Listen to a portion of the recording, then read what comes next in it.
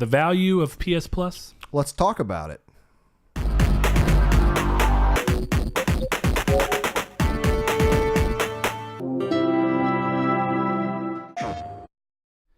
Hello and welcome to Triangle Squared, a PlayStation podcast. I'm your host, Brett Beck, and alongside me, Mr. Saw Bridges, bringing you guys lucky episode 101. First triple-digit episode, not counting number 100, of course, because that's not quite a traditional episode by our standards. So this is the first traditional triple-digit episode? And okay, that just sounds like a technicality, but I'll take it. Something like that. Another technicality is that you guys may realize it's Monday and you haven't seen Reader Mail on Friday. Well, in case you don't follow us on Twitter and you only are subscribed on YouTube or Patreon or anywhere else where I could post it. It's Facebook as well. We basically had very severe audio issues, and we know why now. We do know why now. We actually just spent about an hour and a half fixing these audio fixing it all issues. And doing a bunch of tests. So it turned out it was a USB extender, and it was messing up our audio really, really bad. And that episode is not listenable / watchable. Oh, it's so bad. Really bad for the audio.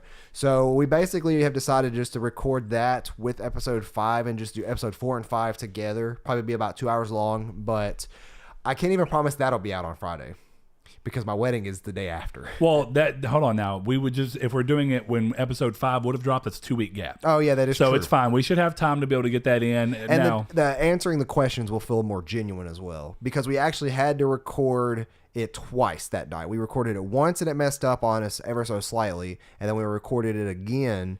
And we just feel like this amount of time in between episodes is going to make the answering the questions feel more genuine, and since we technically answered them. Yeah. Instead of feeling like, and I mean, we did not have the scheduled time anyway to make that happen. Absolutely not. So it would have, even if we did though, we've had to do it once before where it just feels like answering the questions again is kind of a grind on you, because it's like, I just answered these, and it's hard to do it with the same amount of excitement and heart behind it. But with that said, we are Triangle Squared, like we said, a PlayStation-based podcast, so we talk about all the consoles and how they pertain to gaming as a whole, and our thoughts about how they go up against and stack against PlayStation. You can normally find us in video format on YouTube every Monday at 12 p.m. CST and 10 a.m. PST for those over there on the Pacific times. If you like what we're doing over here on YouTube, hit the subscribe button and hit the bell. It lets you know when these videos go live, which, like we said, is every Monday at least, and then normally every other Friday, except for when crazy, extraneous circumstances happen. At least it's always Reader Mail. I don't even, you know what, this is going to count as wood. I am so magically happy that this has never happened in a mainline episode. So there we go. Knocking on wood. Knocking on that wood. So hopefully that continues to be the case as we move forward. But if you like what we're doing over there, we'd like to hear your thoughts about the things that we talk about in the comments below. Feel free to share your thoughts. We'd love to get back with you and share our thoughts and responses to you as well. Having conversations down in the comments can be fun.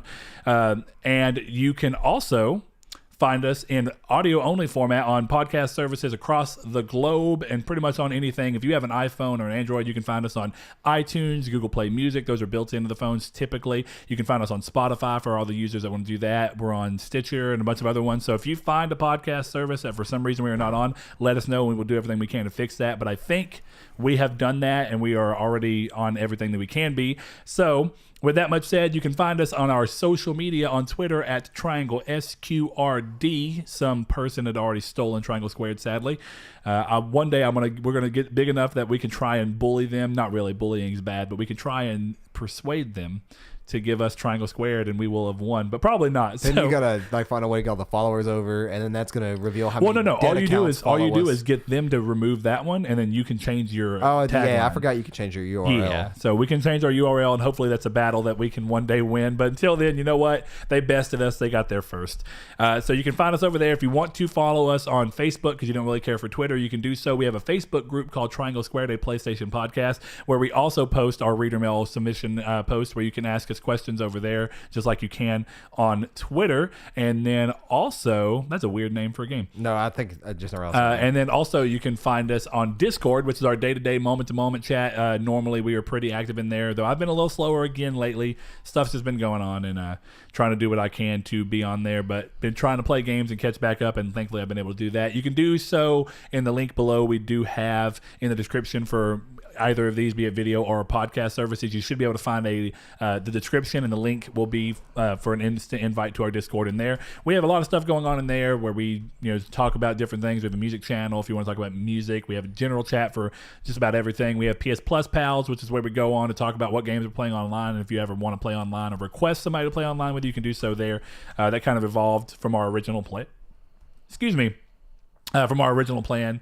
And anyway, it's just a fun thing to do. And lastly, if you would like to support us on Patreon, where you can get our cool custom cases or support the shows and get some early, like Reader Mail you normally would have gotten early, as well as other little bonuses like our off-topic podcast test episode that we did, which we are getting very close, and hopefully very soon you will be able to hear the bi-weekly, or however we decide to roll those out. I think we're going to do bi-weekly off-topic episodes, which is going to include Blaze, longtime friend of the show. So if you like the idea of that, it's coming soon, and you will get that early as well on Patreon. So consider going over there and doing that. That's patreon.com/Nartech. You should be able to find us over there and support us.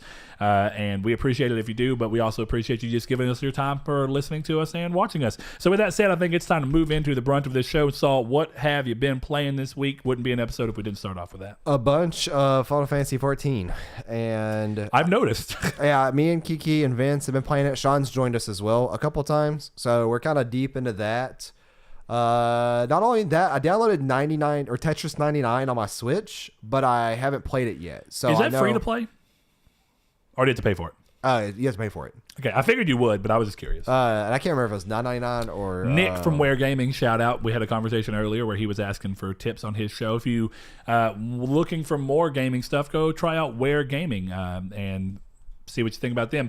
But he gave me kind of the rundown on it, because I remember the announcement in terms of like seeing it and hearing about it, but I never actually got to check it out and see what it was. And it sounded like a pretty interesting idea. But Saul, since you've played it, let's you give your quick rundown of it for people who don't have a. It is free, because I bought that, and I got that little RPG game. Reverie?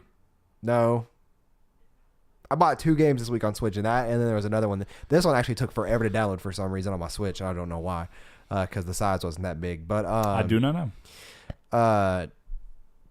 Anyways, I need to play that. I need to jump back into Apex Legends and try that out again, and I think that's really it. Final Fantasy 14. I really need to finish off Resident Evil 2. I'm like 2 hours away from beating it, but I've been saying that for like the past 3 weeks now. I'm about to say, dude, you've been in the exact same spot. So you kind of did that thing where you just haven't gotten to play it, or you decided to play other stuff in lieu of it. It's the Final Fantasy 14 trap that I'm in. But yep, that's kind of it for me. What about you? Yeah, let's see. I played Metro Exodus and beat it finally. Rolled credits on that, even though apparently Callin hates that saying. Which the reason that I will defend that saying real quick. But the whole point of that is that I've not completed the entire game. All I did was roll credits on one of the endings. With the way that game is set up, there's multiple endings. So technically, is it the first I'm Metro not game with multiple endings? Yes, as far as I know. I was gonna say I don't recall the other two having that. Yeah, though it's one of those things where you don't really make in the moment decisions the same way. It's based around the way you play. So it's like a Dishonored style.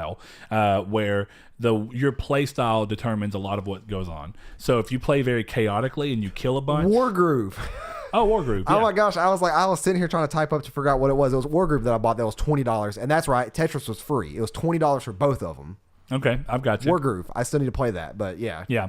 So anyway, it's pretty much like that, where the Dishonored system, which I actually think is really an interesting idea, it feels a lot more natural, and it makes it to where when you have, because a lot of the times they say when you have a game with multiple choices in it, the whole idea behind it is so that you kind of get that water cooler talk where you talk with your friends and everybody and you have different experiences from it. Yeah. But I think games like Skyrim and Skyrim's just a interesting example because of how big it is.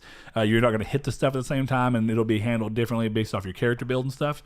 But with a game more along the lines of something that's like Metro or Infamous or all those, the decisions that you make really aren't that different, because you can ultimately go back and make the exact same decision, and you see when you're doing it. Like, you can feel the shift moments, because they always break it down to this is a key decision. In the moment right now, you're choosing to be good, bad, or make a definitive action, whereas what Metro Exodus is choosing to do instead is like, and so does Dishonored, they look at your playstyle and they see how chaotic you were, and they essentially if you were very chaotic in the story, you killed a lot, the world and everything's going to go towards a darker side of things going. I like that. And you have a worse ending than you would have. Now, I don't know how many endings there are. I think there's only 2. I'll find that out real quick. But there's multiple times where there's different things that can happen. So there's different sections of the game where things will happen based off of how you played that area. So it's not always just the entire game. If one area you were too chaotic in, somebody may pass and somebody may not, or something like that. You know what I mean? It's a pretty interesting setup, but I do think it makes for more dynamic decision making. And where if me and you were having a conversation, say that you actually had gotten to start Metro at the same time, that if me and you were having a conversation, we may have had very different stories and not even have realized it, because the game is not pushing a single decision in your face for you to say yes or no to that you then see the repercussions of. Instead, you're doing it naturally and in the moment without knowing you're doing it. The game is instead looking at your behavior and judging, the story around that. Yeah. So I like that style. It looks like there's only 2 endings from what I can tell without spoiling myself, and it looks like good and bad. So yeah, that's from what I understand as well. That's what it looked like from me peeking at the trophies when I was done. I still will probably end up picking that game up sometime around May or June. I mean, so my quick impressions on that real quick, just because I finished it. And for anybody who's kind of curious and hasn't seen the Metro series or really have just barely seen it and never played it, part of the reason I love is it kind of feels and me and Steve Bitto were having a conversation about that as well, is it fills the void that I think Resistance left, which is this very weird atmospheric, definitely Resistance 3 where you and Metro Exodus, they have a lot more in common because they both have these like trekking the country style vibes to them, and everywhere you go has a different vibe and feel, and the way they respond. So it definitely reminded me of Resistance 3 a lot, and they're games that Resistance did a lot better storytelling and making you care about the characters. Than Metro, yes. Metro, to me, even though I enjoyed Last Light in 2033, and they are interesting games, they're interesting worlds and lore. They're not really as good at making you care in the moment. I think some of that comes from a non-voiced protagonist in the actual game where me and you have talked about. So that's one thing I think is very odd. Artyom, the main character, does not have voices in missions and when you're actually running around, but people will talk to you all day long. And it's very odd. But Artyom will have a voice in the setups between areas. So like you'll load into an area and there'll be kind of like a little what would you call that in a book? I don't know. It's not really an epilogue, but it's like, anyway, kind of like a short synopsis of what's going on in that, what has happened, what you're leading into. That's how their loading screens have always been too. Yes, that's it, like that in every game. So they kind of give you a little bit of a narrative setup about what's going on and why you're doing it. And Artyom has a voice there, and he's the voice for those sections. So it's very odd that he does not have a voice in the game. I'm assuming that there's some kind of a reason that in gameplay is what I really mean. So it's just an odd decision, but I think that somewhat leads to the way that you view the characters, because you never hear voices for them. It makes for very disconnected storytelling. So the storytelling is almost all about the world and the lore of what's going on, and it never really feels like it's doing a great job of telling you personal stories. Like I like Anna, his wife, but you never really feel like you have a bond with her as Artyom. Yeah. Because you're not, I don't know, I guess you don't see the interactions because they're all silent, weird interactions. It's all different exposition than what's normal. Yeah, it's one-sided exposition is what it is. Technically, yeah. So now they've done a little bit in this game to help that. So like she'll be laying her head on your lap or something, and you have the D-pad that can come up, and you can say, like it'll give you some options you can do. It's like stroke her hand, or get a drink of coffee and then give her a drink. Or like if y'all are both sitting there, it's like smoke and take a puff of a cigarette and then give her one. So it's like more nuanced actions. That's weird. That give you a little bit more of a connection with her. And I actually enjoyed those. I enjoyed those more than not having anything with her as an interaction. It felt like I at least was interacting with her in some level to make me feel a little bit more about their relationship. And so it's one of those things. I don't think it necessarily tells an amazing story, character-based wise, but it does very similar to what I say Horizon did. It tells a cool overall world lore story and what's going on and like that, and there's interesting segments of that, but the character-on-character things always leave some to be desired. Desired. Okay. And outside of that, I think something to be mentioned that World End mentioned while he was playing it is that the AI on the human enemies is really not amazing. It's never been serviceable good in the previous games either. Yeah, they've been subpar AI. That goes for everything almost, except on the harder difficulties. Some of the enemies are they could do some pretty cool stuff. I would say that in terms of like routing. Yeah, the wildlife is a little different. I would say because they have more focused AI because they're meant to be more focused things. Whereas humans, you're fighting groups. Most of the wildlife is one-on-one or interesting groups where the groups are working together in a more. Is it really a lot of one-on-one? Because that wasn't the case for Metro. Well, in Exodus, in Exodus, it's definitely. So they've kind of changed that, or was it the same in Last Light? Because Last Light's the one I played like 2 hours of. Kind of. I mean, Last Light does a similar thing where I just think that those games have always done better when you're fighting the wildlife and monsters and kind of like the radiated things more so than the human characters. I got a question about this game. I want to ask you when we get done. We can do that. But anyway, if you have any intro and any interest in Metro, it's an interesting game. I mean, it does a lot in terms of environment design. I think the game is gorgeous when you're looking at the environment, but the series, what it's always made up, like what it's always had great in environment and atmosphere within that environment, it's always lacked a little bit in character models and stuff like that. Like they're not awful and they have some decent detail, but they still like their facial animations and stuff are just a little and I mean some of that might come from them being a Russian developer and the game being raced around Russia and all this, but them choosing to do everything in English and it may just be kind of just a disparity between the two. I almost wonder if it's because of like a localization thing or not. I don't know. It could be. I genuinely don't know. That's a sensible guess, I guess. Yeah, because kind of like every now and then Kingdom Hearts' lip syncing will feel a little bit off, but that's been localized. Yeah, I actually noticed that quite a bit in 3. Where well, anytime the camera's like directing their face, it's like they took the time to make sure that it matched. Right, but anytime where it'd be kind of off to the side, it's like that doesn't quite look like that's what he's saying. Yeah, especially in the Frozen world, that's where I had the most oddities. But you kind of give it, it's go. So, but outside of Metro, I did start playing Anthem finally. I did play a little bit of Anthem. I grabbed it and really enjoying it. It seems like from everything I'm being told from where I'm at in the game, it's a pretty short campaign. Sadly, same truth of Destiny and Destiny 2. Though I think Destiny 2 actually did fix that a little bit. It felt more cohesive and long and not like a bunch of broken up missions than Destiny 1 and so far Anthem's feeling. I'm enjoying the lore and the story of Anthem, but I would have liked a little bit more. But other than that, I think the game's really fun. One of the things I mentioned... don't forget, we're doing an Anthem topic next week, a little sneak peek for you guys. I know, yeah. I know that we're going to be doing Anthem next week as a major topic. But it's just one of those things where despite... the hate that the game is receiving for a number of different reasons. So far that I've seen people, and don't get me wrong, I've said from the get-go, I never thought Andromeda was that bad. But it's having certain people be like, was Andromeda actually a great game? And who said that? It was an article I saw. Yeah, okay. Op-ed, but Who? An op-ed, an opinion article. I think it said op-ed like a name. Oh, no. But anyway, that's just one of those things where I think that it's really rough to try. I'm not saying that the game's perfect, but it's a game that obviously has a core of fun gameplay built around it, and it's something that can be built up. And my go-to defense of it is, despite the fact, I'm not saying that you can't dislike the game. I think that some people, I do agree, have this blind hate towards it. They're jumping on the hate wagon, very similar to what the Order did. I know a lot of people who hated the Order without ever even playing it, and I just don't think it's fair to say that you hate something that you didn't even play. Yeah, I think that what you've seen the price for lately with the Order has been worth it. Yeah, I think if you get the Order now, you're definitely, at a great point. But yeah. But anyway, my general thing is that I think if No Man's Sky, and I'm not saying No Man's Sky should have launched the way it did either, nor am I saying that Anthem shouldn't have launched with a couple of these things already handled.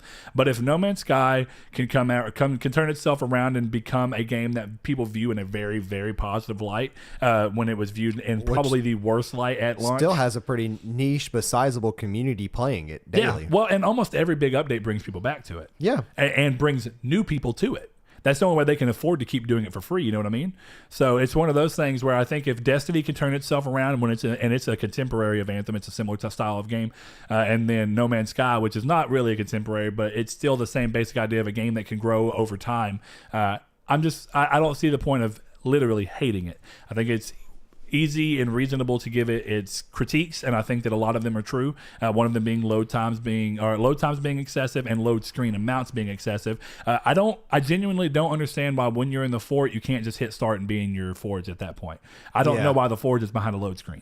Yeah, that's because it's essentially the same as Destiny. You're seeing a negative background with white on it, and then your javelin. That's something. So why can you not just? Yeah, I feel like that's something that they're going to eventually pull in because the load screen both ways.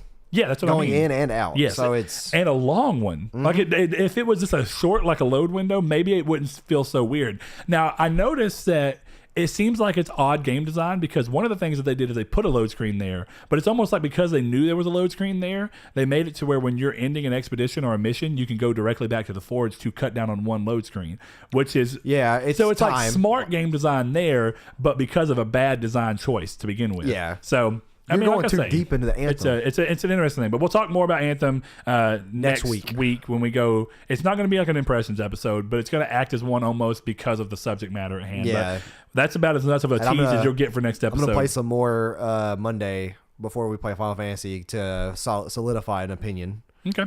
Well, from there, I think we can go ahead and move along. Saul, you want to go ahead and hit that drop? I sure do. For all those that don't know, the drop is this week's PlayStation releases across all of its platforms. First up on the list, we have Attack of the Earthlings for PS4, Beat Cop for PS4, Bonds of the Skies for PS4 and PS Vita. It's a cross-buy title. We have Caretaker for PS4, Crash Dummy for PS4, Crimson Keep for PS4. Big one on the list this week is Devil May Cry 5 for PS4, Doom and Destiny for PS4, Eternity: The Last Unicorn for PS4. Okay. Ghoul Boy: Dark Sword of Goblin for PS4 and PS Vita, another cross-buy title. We have I and Me for PS4 and PS Vita, a cross-buy title again. We have Left Alive for PS4. It's one of the big ones. Yeah. Move or Die for PS4. Night Trap 25th Anniversary Edition for PS Vita. Okay. The Occupation for PS4. Paraiso Island? Paraiso Island, I guess, or Paraiso Island. Puyo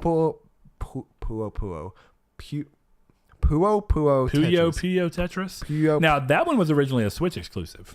Yes. So it must have been time. And that's for PS4. So we have RBI Baseball 19 for those that don't have the show.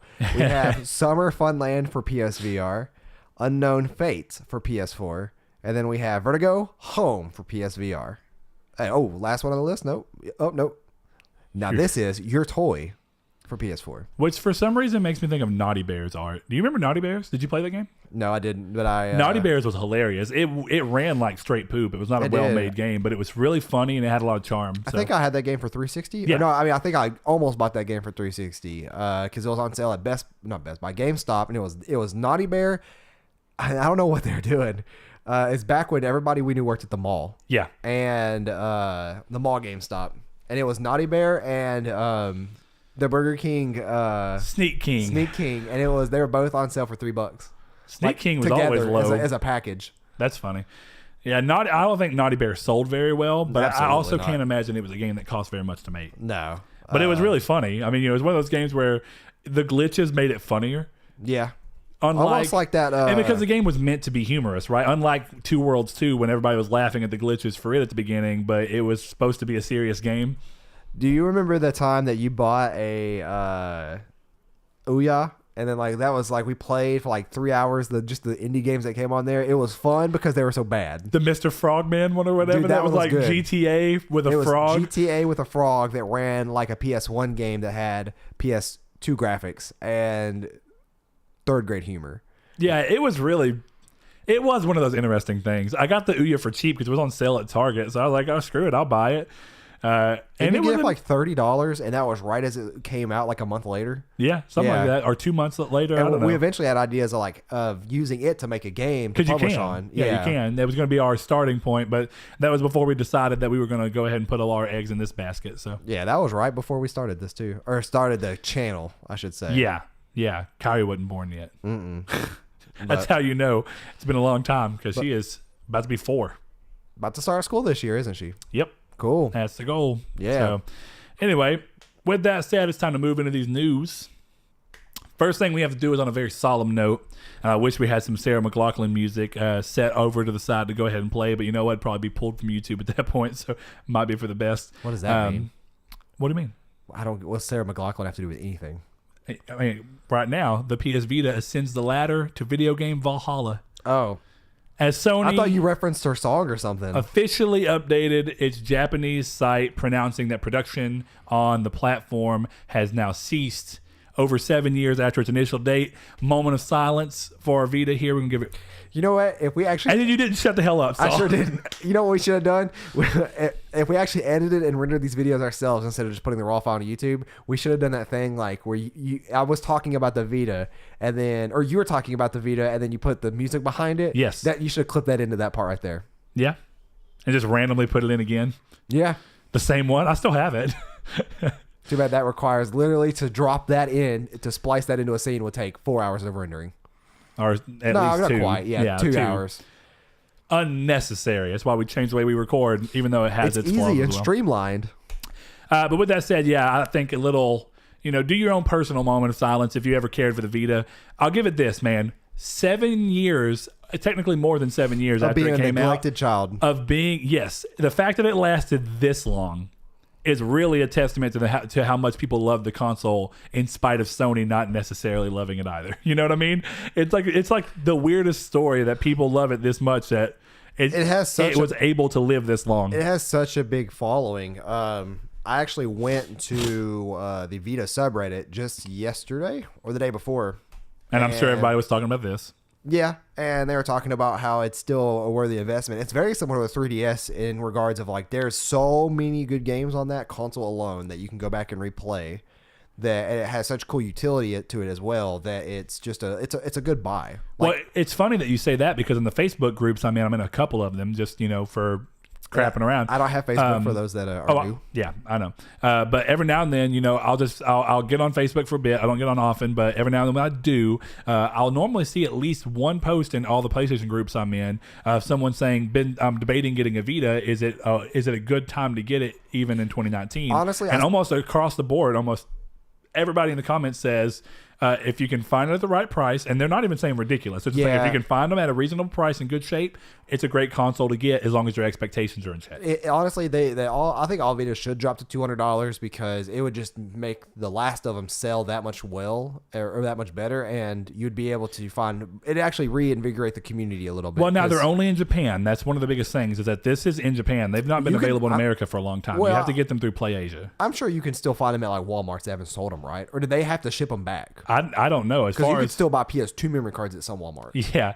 I don't know for sure. They may have because they may have just reallocated stock over towards Japan where they were going to sell because they are region-free systems. You know what I mean? Yeah. So I don't know. I'm not saying that's what happened. I'm definitely not sure. But my general point is that they are not produced and easy to find in Walmart. You may be able to find one in like if they didn't have to send them back in like Ashdown or small towns or whatever. But yeah, like if you have like a small Walmart that nobody buys electronics and stuff. Exactly.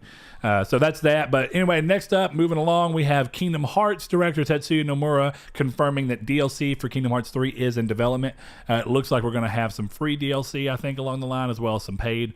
So that's interesting. And the only thing I'm curious about is, did you see that there's somebody that found critical mode files in the game? Yeah, that's it. Almost made me a little angry because I don't know why they're in the game. So here's my thing. Accessed. Here's my thing. They may have been in the game because they didn't have enough time to finalize it before release, and they just kind of like whatever. It may have been one of those decisions they decided after the game technically went gold or whatever, or I don't know.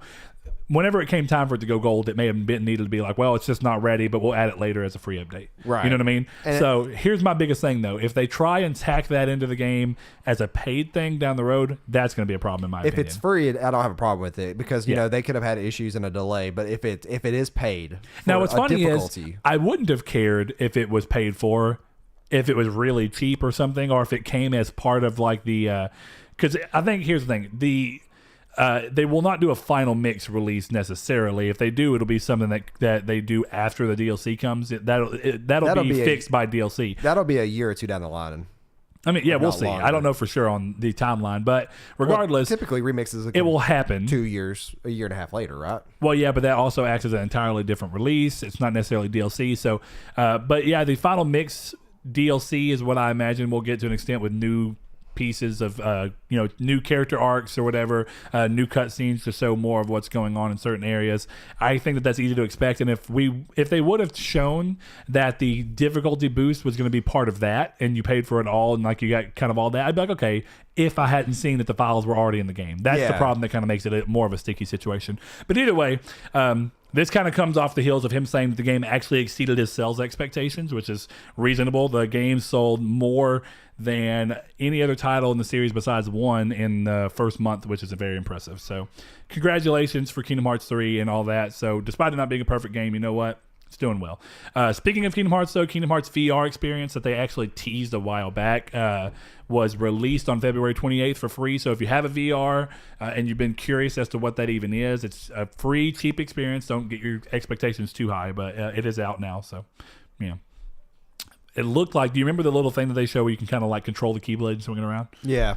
I wonder, I'm almost want to play it just out of curiosity. You know what I mean?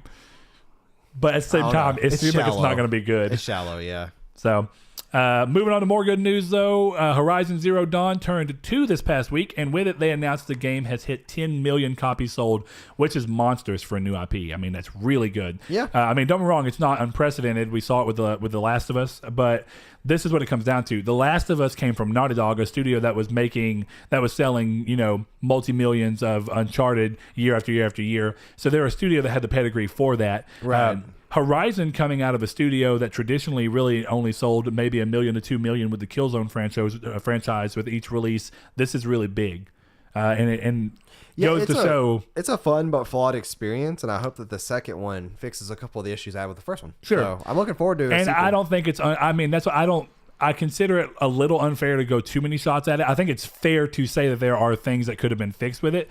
But at the same time, coming from a developer that has no pedigree or history in that genre, they did a really good job. Yeah. So congratulations to Guerrilla Games, and hope that we see the next one do even better. That would be really cool. So we already talked about Anthem, but one of the things they did was a recent update, which is addressing the community complaints regarding the game's loot and inscriptions that aims to make them more useful while reworking the requirements to craft masterwork items so that it's a little easier to try and get the inscriptions that you were looking for. So a problem that was happening in the game apparently early on is that it was really hard to get inscriptions to begin with, and masterwork items that have the inscriptions on them. And a lot of the times the inscriptions that was on the masterwork item, because they were like a random pairing thing, the inscription would not always be something that was actually even useful to the weapon or item that it was on. Yeah. So the way that they're going to go about that is moving forward, it's going to be easier to craft your own masterwork item, and the inscription will already be more useful. And then since it's a little easier for you to craft anyway, you have a higher chance of getting the one you're looking for quicker than you would have basing it completely off of drops in the original crafting method. And then on drops, they're going to make sure that pretty much the inscription will always be useful to the weapon. Whether it's as useful as you want it to be, it will always be useful. Whereas a couple of the masterwork inscriptions before were set up in a way where they literally could be an inscription that didn't affect that gun at all. Yeah, and it could really mess you up. Big problem. Yeah. I don't understand why that even happened, but they fixed it very quickly. This was within a week of launch. So you know what? Kudos to them. Yeah. I don't really see At least they're listening to the community after launch, which is what a lot of people were scared about. Exactly. More on that next week. Yeah. Okay, so next up, though, while we're talking about EA and Respawn have revealed that their upcoming Star Wars title, Jedi Fallen Order, will be revealed on April 13th, 2019. So we were talking about that a couple weeks ago on the episode, and we were curious if they would wait until May, but I said it felt a little bit too long. This is about a month before that. They could have literally wait 1 month and get it on Star Wars Day, though. Yeah, which is also my birthday. But how much more information would they get crowded around it? Because Star Wars Day is typically when they also go ahead and reveal the new movies. So I mean, either way, it's a good day for all the fans. Sure, but would it be better to have it upside all that and or would it be better to let it roll? I don't think it's going to lose any limelight in that, because it's all Star Wars. It's all Star Wars, yeah. Yeah, I mean, I agree, but I think that why not just do it on a day where it'll literally just be the only news? Because I wanted it revealed on my birthday, because I'm a selfish person. Fair enough. Selfish person. So that's interesting, but hopefully we'll see more about the game, and I think that this does also improve the chances of it coming this year, and everything they've said is that it's intended to come this year. Yeah. So I'm super excited for that. Apparently there's a new rumor going around that Last of Us 2 is October this year as well. Yeah, I'll get to that in a minute. Oh, spoilers. I didn't even see that in here. Doesn't matter. Next up, CD Projekt Red have announced that they will be at E3 2019 with Cyberpunk 2077, which immediately begs the question of how close is this game really ready to coming out? Because do you remember that they specifically said they were waiting to show it because they wanted to show it when it was at a point where it was ready enough to show in a good light, which to me sounded like they were trying to not do the overplay game that we always talk about, where they didn't want to show it until it was within a year to maybe a year and a half of release. But that's obviously passed now. So, or at least, depending on if it doesn't release this year, then that's already moot. So, how likely do you think it is to actually release this year? Because I don't know with everything else that's coming, but more likely, would it be early 2020 at the latest? I would think feel so. like, yeah, I feel like I'd hope so. It'd have to be early 2020. Like, if it's not the end of this year. If it's late 2020, it's just too far. Well, I'll say this. I don't think Cyberpunk has to worry about other games coming out around it necessarily. It's a very interesting type of game that I don't think is going to have a lot of competition in the same genre. And CD Projekt Red have earned a name for themselves with The Witcher that I think people are going to do that kind of Grand Theft Auto game where it doesn't matter what else is coming around it, it's going to demolish. Now, I think that obviously if there was a game like Red Dead coming out alongside it, then they'd need the fear to an extent. Grand Theft Auto 6 launched on the same day. Yeah, but that seems incredibly unlikely. So I think for the most part, they're in the clear. They can kind of release when they want to. So my whole thing is that if it does come out this year, it puts it back into a theory that I think is I don't know if it's been confirmed or not yet. This is not a current gen game. Now, are you saying if it doesn't release this year? Yeah, if it comes out next year, it's for sure a PS5, Xbox One, XX, or whatever the now here's the thing called game. As far as we know, and as far as they've said, it is for sure going to be a PS4 and Xbox One game. But that doesn't mean it's not going to be a cross-gen. Yeah, I would hope not. I mean, because they decided against cross-gen for Witcher 3, and instead decided to stop the work they already had to instead work on the game to be entirely next-gen, and took that chance. Could we see a repeat of the future? I mean, the past, not the future. Potentially, but I don't think so at this point, because The Witcher 3 wasn't as far along in development when they went back as this seems to be. Yeah, I guess that's so. True. It seems unlikely. I feel like this is probably going to be a current gen console title. Yeah. Now, I think that it's very likely that it does the same thing we saw with Anthem, where Anthem come out and keep saying this is the game running on an Xbox One X, but then even when the game hits on One X, it doesn't look like that. I think it's very likely that we see that. Or it's very possible that we see that. The Witcher 3 was already caught up in its own scandal of downgrade, though not massively, but it was there. It had it, but it wasn't. It wasn't on the cusp of like Watch Dogs. Exactly. It wasn't Watch Dogs level. It's almost Spider-Man level. Puddlegate was a good time in this world. In terms of just funny to look at everybody complaining about something like that. Anyway, next up, Darksiders 3's The Crucible DLC is now available for fans of the game looking for more to play. And remember, the game did exceed sales expectations, which is good. So you know what? Keep on hitting this. Maybe that'll, hopefully they get that much more budget for Darksiders 4. But honestly, I was happy enough with Darksiders 3. That if they do 4 in the same vein, I would be okay. But I would like to see them get to do what they did with Darksiders 2 from the first one and get that much more of a budget and make that much bigger of a scaled game. Yeah. So who knows? We'll see how that ends up working out. This one's kind of exciting because I've never played the series, but the long-running Phoenix Wright Ace Attorney series makes its way to non-Nintendo platforms in the way of the Ace Attorney trilogy, releasing on PS4 and Xbox One on April 9th. Now, it is Seth's birthday. Also, yeah, I thought that was weird too. It's also coming to Switch, so if you do want to play it on Nintendo platforms, I'm definitely getting it on Switch. If you've never played this series before and you like visual novel style games, this series is amazing. Like, it's really, really, really good. Now, isn't there a show or something? It's an anime. That's what I thought that ties into this series. That's what I think the games came first, but don't quote me on that. I know Liam will probably correct me, or Kiki. Yeah, I have no clue. I mean, I'm not any form of real knowledge on this. I know what the series is. I have a family member that. Well, I never cared to watch the. I never cared to watch the anime or whatever it was called. I never cared to watch, like, I'm pretty sure they came out with the Professor Layton movie. Did they? Yeah, like I'm. To be fair though, those both really make sense as animes. You know what I mean? And kind of like God Eater Burst ended up coming out with an anime after the game.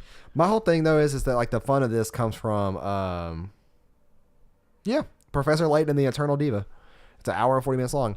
But my whole thing with it is it's much more of an interaction thing with the game itself, that it makes it more fun because it's up to you to literally solve these cases and find the evidence and stuff. And then not only, it's very similar to Danganronpa, where it's not only you have to gather the materials and you have to build your case, but you have to proceed in the case when you're actually acting as lawyer to line up all the evidence correctly to get it all right. And they're fantastic games.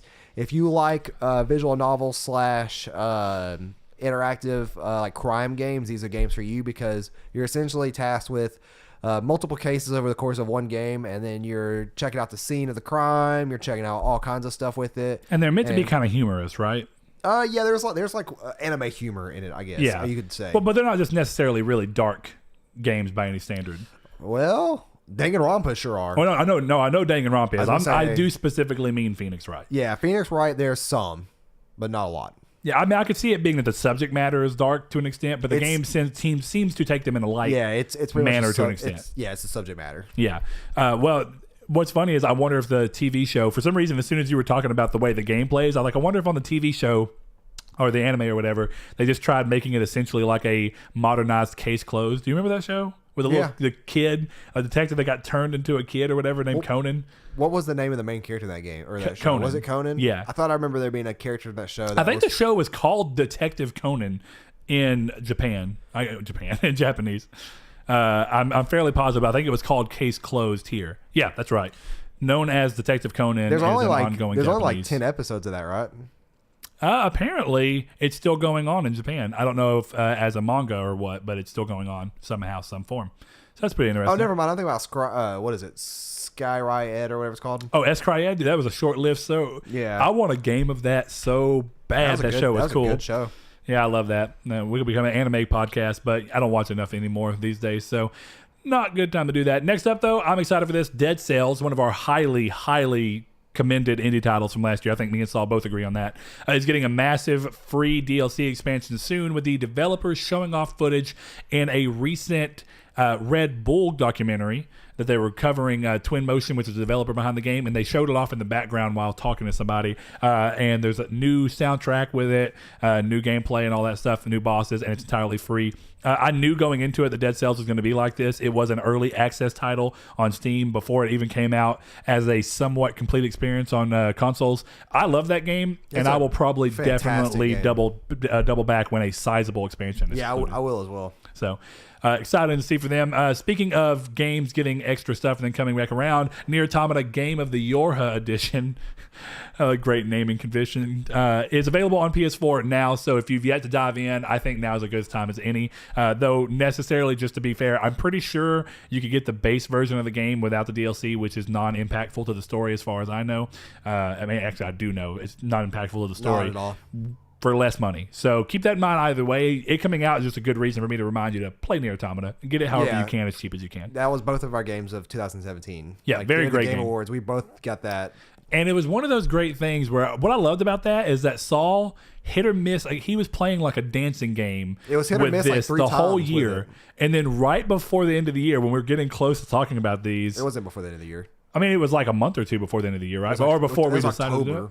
Okay, well, close enough. So 3/4 into the year, Saul decides to randomly play it, and it ends up swinging in and becoming his game of the year on short notice. Yeah, like it beat out Breath of the Wild, and there was another game that I was talking about. I am curious. I don't remember that very much these days now. I know Breath of the Wild was funny what 100 episodes will do to you, and that's been a good while back. But anyway, moving along. It's been 100 episodes.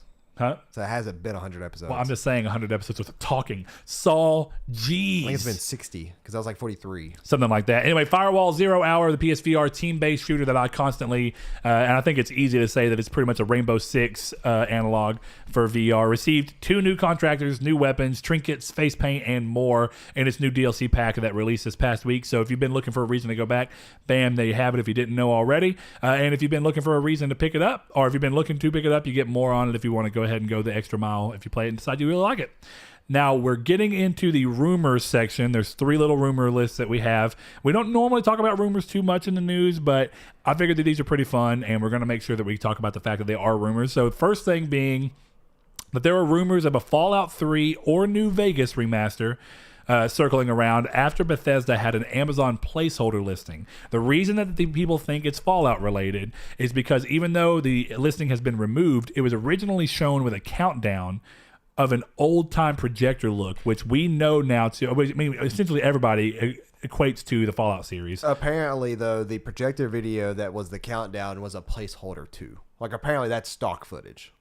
Well, why would you do that? I don't know. Because when it's so visually tied to the aesthetic of one of your franchises. So that's why I said apparently. Now, some people thought about, this is what was interesting. Some people thought about Wolfenstein Youngblood coming out, or whatever it was called. I think it's Young something.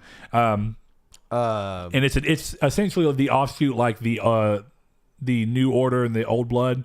It's kind of the offshoot of that, where the Old Blood was a side story that was a standalone DLC. So some people were thinking about that, but here's the only problem with that. The listing called for a standard edition, deluxe edition, and a collector's edition. Now, don't be wrong, that's already weird for a standalone DLC. It's also weird for a remaster, but it's not unheard of. There have been other remasters that came out with a collector's edition. So, have there? Yes. Now, which one? I can't tell you off the top of my head, but I've known it before and I've seen it and thought it was interesting. I think Dark Souls did. I want to say. I think Blake got it, but I might be wrong on that. He gets so many art books, it's hard to keep track of. Yeah, I don't know. I can't say for sure, but I know that it's something that's not necessarily unprecedented. And I could see it because think about this. Fallout 76 got Bethesda into a lot of a flack, and then of course the Fallout Nuka wine or whatever, the Nuka Dark Rum, that's what it was. They've essentially had some bad press with Fallout recently for a number of reasons. What way to come back and get people's attention other than doing a long requested remaster of a game that people love, be it 3 or New Vegas. I think people would be happy with either.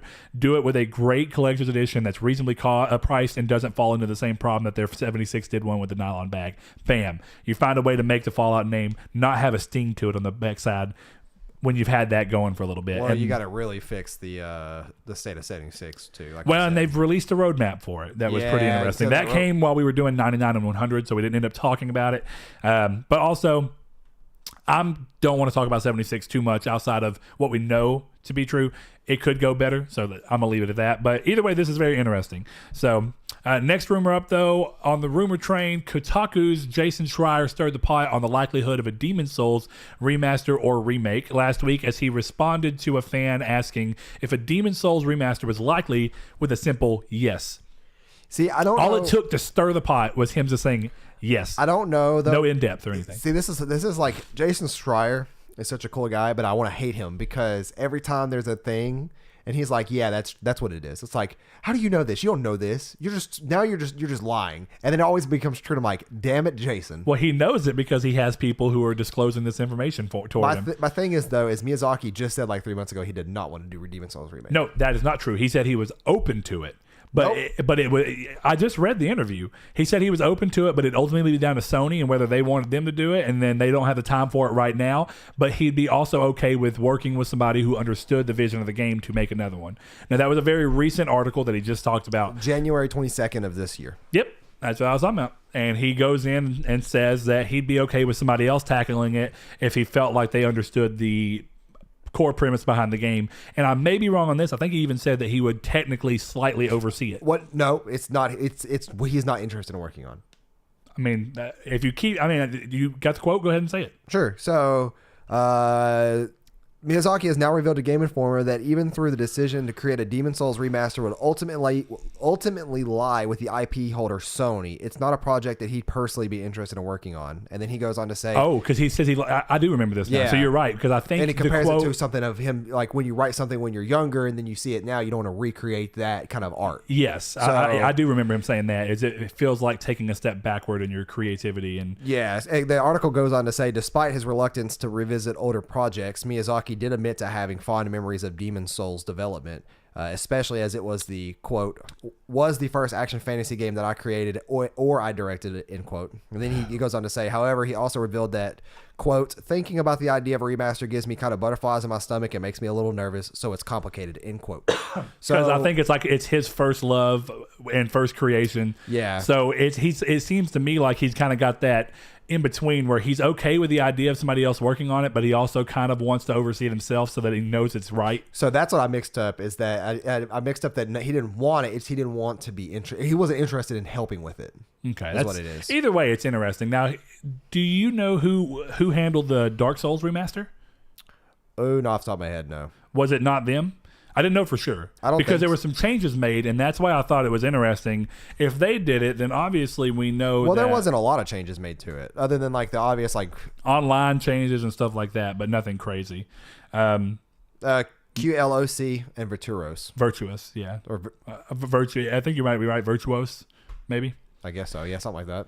Okay. Either way, I think that's interesting because obviously the precedent is there for a Souls game to be remastered, though a lot of people want it to be. And the rumor, obviously, still the mill going around is that it is indeed Bluepoint working on a full-on remake. I would see. This is hard for me because I don't know. There's two games that are rumored that Bluepoint's doing. Metal Gear Solid and that, which are both games. Which one would you rather have? That's a good question. Metal Gear Solid.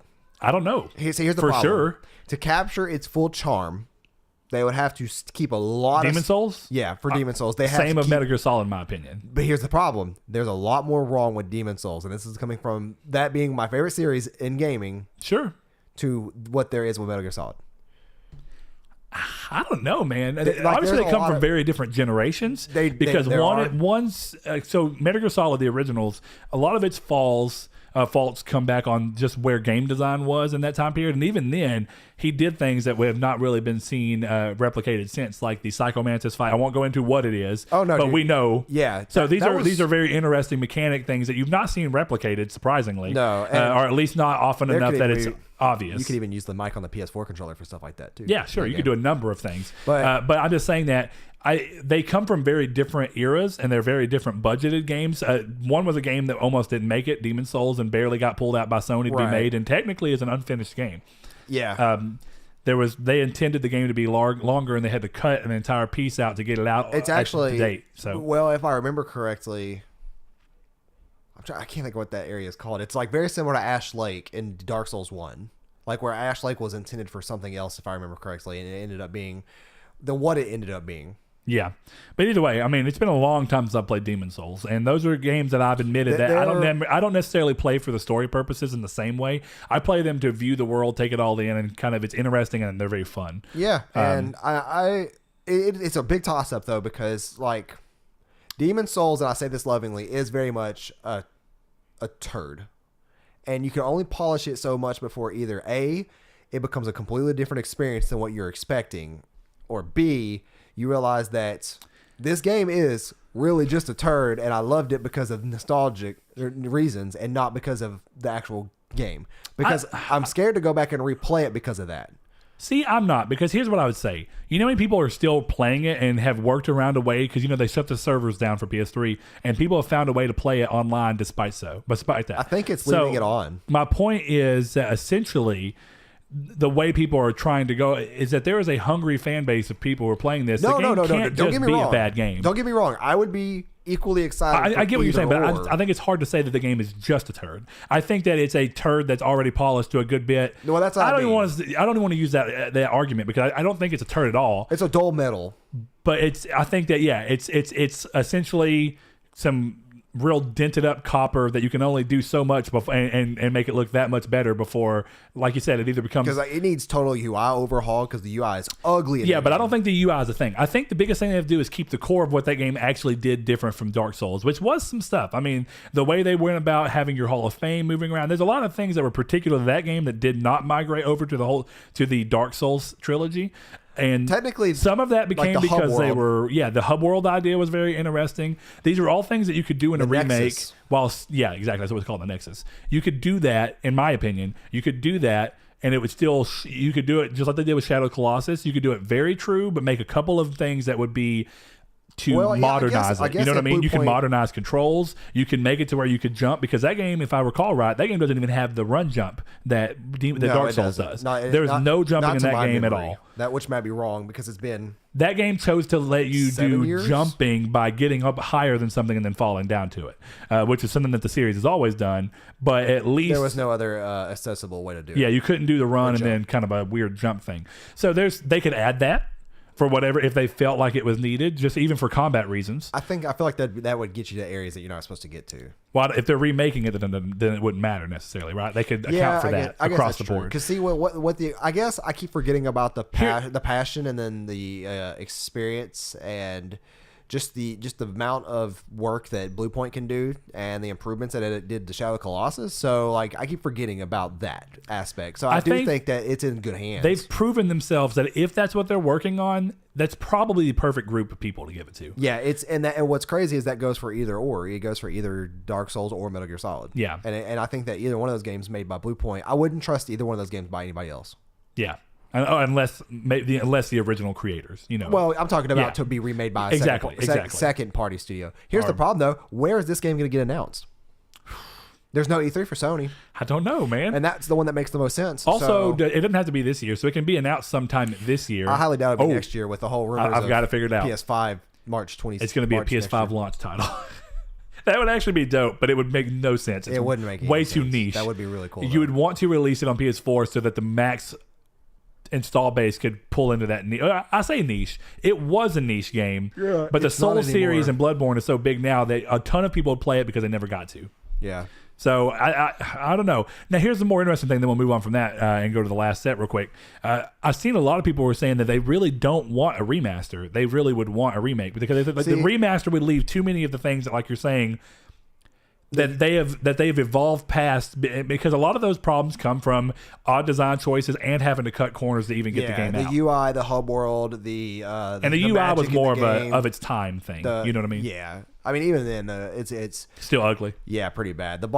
Everything about the game, though, from like the normal enemy designs to the boss designs, are still classic, like Souls. So like that's something that you wouldn't want changed. Exactly. The core of the game is what you like from the series, even if it's in unique ways. Yeah. So what was the name of that boss that was in the very first boss? That's not when you first show up to Boletaria Castle and you move through that big walkway. Is that a Phalanx? I don't remember the name of it, but I know what you're talking about because that's the Tower Knight's third boss, right? I thought it was second, but I thought Mechanical Spider was second. It's been this long since I played this game. Me too. I mean, dude, long time. But I remember looking at the trailer for it and being like, "This is dope," and then immediately picking up and loving it, even though I'd never played anything like it. It's been so long. Not the tutorial bars. Vanguard. Yeah. All right. Well, that one's interesting, but I'm still curious to see where this goes. This seems like a swan song for in terms of a swan song remake for the PlayStation 4 that I think would do very well for them. It would get rated pretty high. It is Phalanx. So Vanguard is the tutorial boss's name. Oh, yeah. You said specifically, and that's even what I went towards. Castle Boletaria. Yeah, so which is crazy because there's also Phalanx in Dark Souls 1. Dude, a lot of the Dark Souls 1 stuff was just like, well, we didn't get to make a sequel to Demon Souls, so let's just roll on. Which is also funny. Sony and Shuhei, almost. Sony and Shuhei admitted that they should have rolled forward with the Demon Souls trilogy, or letting it move on. Yeah, but they didn't realize that it was going to be that because Demon Souls didn't sell that well. It's a cult classic. Yeah, it very much became a cult classic that became a huge franchise now. But we'll go ahead and move on because I have a funny for this one. Okay. All right. Ready? One final rumor set is regarding the release dates for some big games. So the first one is the Outer Worlds release date, which seems to have been accidentally leaked via its Steam page, which was updated with a date of August 6th and then quickly removed the same day. I think, if I'm not mistaken, Steam database, which is kind of thing that looks up and shows it, you can still see where the page originally showed that. You can look up and see that it had that on there by going through the database. So that one's pretty interesting. But on the same note, what Saul was talking about, The Last of Us 2 has been rumored to be coming in October for a couple of reasons. This came right after, what is it called? It's not Experience PlayStation. What is it even called? Destination PlayStation, where they get together with people in early year and talk to talk to retailers and whatnot about games. So there was a promotional material leak from a Peruvian retailer called Law Gamers. I've never heard of. Obviously, I'm not from Peru. And it showed that with the date of October in there, or a window of October. So I don't know about that one. But do you remember how a while back we talked about the composer for the game saying that the game was coming soon? And we were like, what the hell does that mean? Yeah, and we're like, we also said this is pretty soon. Composer another release date. This is pretty soon. So here's in the grand scheme of here's things. A big implication. If this rumor is true, the PS5 will be announced before this comes out. Why do you think that? More out of curiosity. This big of a game is not going to get a Twitter release date. It's not going to go on Twitter. It's going to be at an event. And you think it would be at the same event? At the PS5 reveal. Now, let's just work backwards from that. I'm not saying you're wrong. I think that makes sense. But I'm just looking for precedent of them doing it anywhere else. So at the Vita, which at the time was called the NGP, Next Gen Portable, at their launch event, no games got release dates or anything. They didn't even talk about any games that were coming out. Nope. The PlayStation 4 event, nothing. Nothing. You didn't even get launch titles at that point, did you? No. Nope. They literally just showed. So they showed a couple of random things off. Oh, actually, you know what? I think that they might have been. They showed Knack off. I think they showed Infamous Second Son as well. They had Nate Fox come out. I think Did they have during Knack that. there too? Probably because Mark Cerny, I think, talked about it because he was showing off the particles of Knack being one of the big things. So they talked about games, but we didn't get release dates anywhere. Here's the thing, and this is a game. I'm with you in that it also makes sense because we already know that the precedent before is that. Now this is even more thing. We learned about the PlayStation 4, and in the same year we got The Last of Us 1. Yeah, because they were kind of using, and it's a smart move. Use The Last of Us as a swan song title. Yep, one of the last big titles. You have a great install base to buy it, pick it up. It feels like a great wrapping up to a gen, which means the console will be remembered more fondly, and maybe even Death Stranding. We still don't know about that exactly. So when you have that situation going on, and then you also have. Now, I'm not saying it will be the last game. It could be one of the last games. Right. And then move it along. I think that makes sense for them because my biggest point is that the PS3 gen ended on such a strong note when the Xbox had already completely slowed down for making exclusives for about a year and a half prior to the Xbox One coming. There wasn't really an exclusive besides, I think, Gears of War Judgment, and that was a poorly received exclusive. Didn't Halo 4 technically fit that bill? No. Halo 4 came out in 2012? Or was it... I want to say it was 2012, which would have been within about 2 years of it. Yeah, November 6, 2012. So that was about a year. So that was probably the last real big game. That's what I'm talking about. Yeah, so anyway, with about a year, they'd slowed down where PlayStation, year of PlayStation 4's release, still had big PS3 games coming out. But I think what that does is they worked so hard to build up the PlayStation 3 and change people's opinion on it from its really rocky launch, very similar to what Microsoft has had to do all gen here. They've had to turn the opinion around on the Xbox to make people view it in a far more positive light so that by the end of the generation, when it comes time to start the next, you don't already have a bad taste in your mouth. I do think so. The smart time of that, and then I'll let you go, but the smart side of that, I think, is that if PlayStation was trying to keep as much of its people as possible, trying to release these big hitters right before the PS5, and in that window between announcing the PS5 and releasing the PS5, so that when people are going, they're like, man, PlayStation's got killer games and they support their consoles right up until the end of the next console, and it's just that much more of a mental trigger to get people to go ahead and buy the PS5. Yeah, and I honestly think that they're going to change up these presentations / meetings that they normally do for the console announcements, and I do think that in what direction, out of curiosity? Nothing like E3, nothing like PSX, but it is going to be more, I'm going to say, consumer oriented. See, because now you're going off of, just to break that down, you're going off of the NGP, which was very much like geared towards press, and the PS5, which showing, was geared towards, or PS4, which the PS4 was also geared towards press and tech enthusiasts. Yeah, so I think that also, one more event to throw in there to go towards your point, just in case, is the PS4 Pro reveal event as well. Yep. So, and I think that they're going to go towards more tech enthusiasts, and the culture around tech enthusiasts. The culture around tech enthusiasts has changed, and I think that now you're seeing a lot of events such as Apple keynotes that used to be much more quieter and much more louder, and so the same thing that goes for Samsung for the most part. So I think that and the Google ones too, that is true too. Google ones used to be. Did you watch? Was it Google I/O? Yeah, that's what they're called. Yeah, those used to be definitely boring to watch. Now they're somewhat more enjoyable. And now they're like, hey, here's a bunch of consumer technology that you'll be able to get your hands on, and we're talking about why you'll like it. Yeah, so, and I think that that's very similar to what we're going to see. And I strongly believe that if that rumor is true, you will see the PS5, it'll be in the PS5 event. And I think that it could be something as simple as flashing up a title card that has the Firefly emblem on it, just saying the date, without any more footage or anything. I don't think that that's necessarily a wrong way to do it. I'm just curious if Sony would actually go that route, because it's another one of those ideas where I say it's one more thing to steal away from the news of the one thing. So if you're trying to talk about PS5, wouldn't you want everything you're showing at that event to be geared towards PS5? Not always. So that it just builds towards the hype of it? No, because it could be something at the end, and then it could show PS4 Pro Enhanced or something on the card. Like, it could show something that would signal, like, you're looking towards the PS5 here in the next 7 months. Here's something to look forward to the next 4, or whatever it may be. I mean, fair enough. I don't think that's a bad point. So, all right. Well, I mean, we will see, Saul. So let's do this. Let's play this game. Let's say that October is when The Last of Us 2 is coming. April. If we follow your line, when do they reveal the console? April to May. Do you think they would be ballsy enough to say that they're skipping E3 just to hold their own event a week before E3. Yep, back late May. I said April at first, and I meant May. But yeah, late May. Yeah, mid-May. late May, early June, like the very first week of June. Something because like that. typically E3 is like the second week of Second, June. yeah, second to third. Yeah. But to go quickly, very back to Outer Worlds, I hope Obsidian sees that they accidentally leaked it or whatever, and they move it exactly a month back on the same day, so that it can release on 7/6. Just to be petty. Dude, how hilarious would that So be? yeah, 7/6 you'll finally enjoy. Well, no, lean heavy into it, you know? dude, why not? Not even like that. It could just be. It could have the title card. The reason I say that is that you already saw them do it. You remember when they revealed it? They said from the makers of Fallout New Vegas. Yeah. They're like, make sure that you know it's not with that Bethesda filth. Yeah, so like it could have the title card or whatever, and it could be fading out, and then you see a 7 and a 6 pop up, and then a slash come through it, and then another slash 19.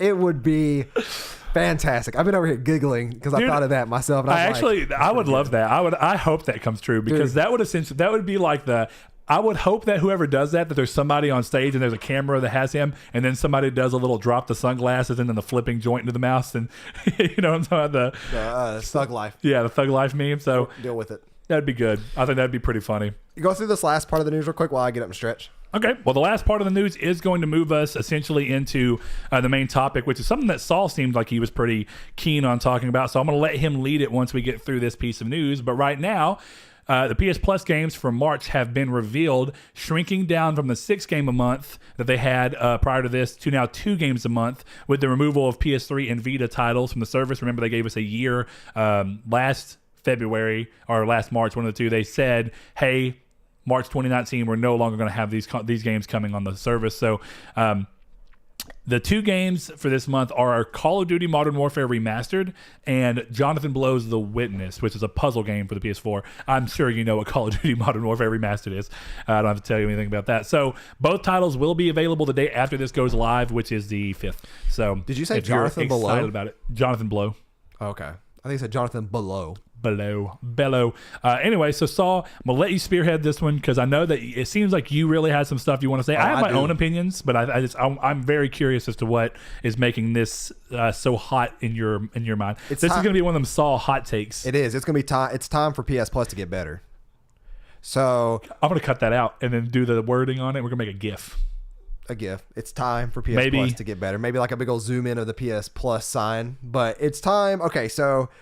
Luckily, don't hold me to that. I'm lazy. I don't luckily, in 2019, there's not been any outages like that I have noticed. Towards the end of last year, the outages in on PS services have been terrible. Okay, so just to separate, you are talking.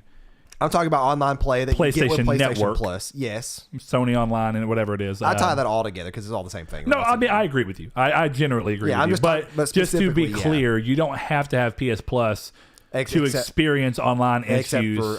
Including only free games. Oh, exactly. I was going to say. So, or things like Final Fantasy 14 Online, they don't require you to have it on there. Yeah, do they really not? I don't think so.